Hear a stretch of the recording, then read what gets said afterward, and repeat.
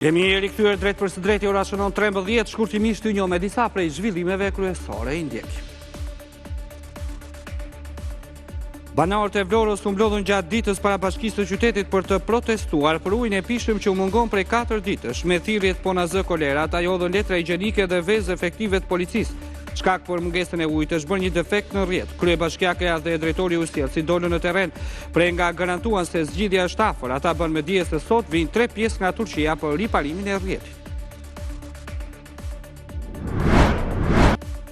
Thellohet skandali me mungesën e ujit të pishëm në Vlorë pasi ujësjellës kanalizimet e Vlorës shpërndan ujë me autobot për disa ditë për banorët të cilët e kanë konsumuar gjerësisht. Sot të njoftuan se uji duhet përdorur për nevoja emergjente dhe nuk duhet pirë. Gjatë gjithë fundjavës nuk pati reagime nga autoritetet, por vetëm pas protestave ato u mobilizuan duke dalë në terren.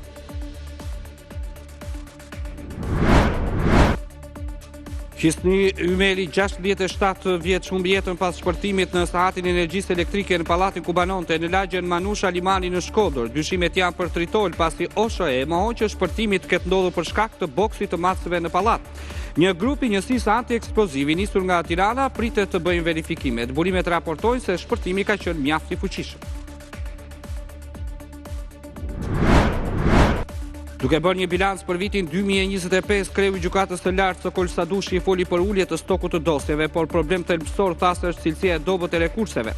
Një tjetër shqetësim i shprehur nga Sadushi ishte edhe mungesa e burimeve njerëzore, pasi nga 417 gjyqtarë të parashikuar nga struktura organizative në gjykata janë vetëm 307 të tillë.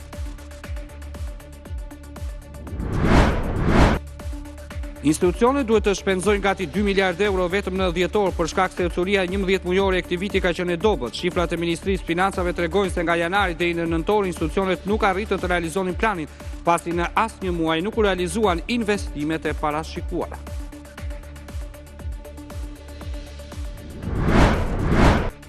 Lëvizja vetvendosje doli fituesja e madhe e këtyre zgjedhjeve të parakohshme parlamentare që u mbajtën në Kosovë, duke fituar 49.3% të votave të numëruara deri më tani.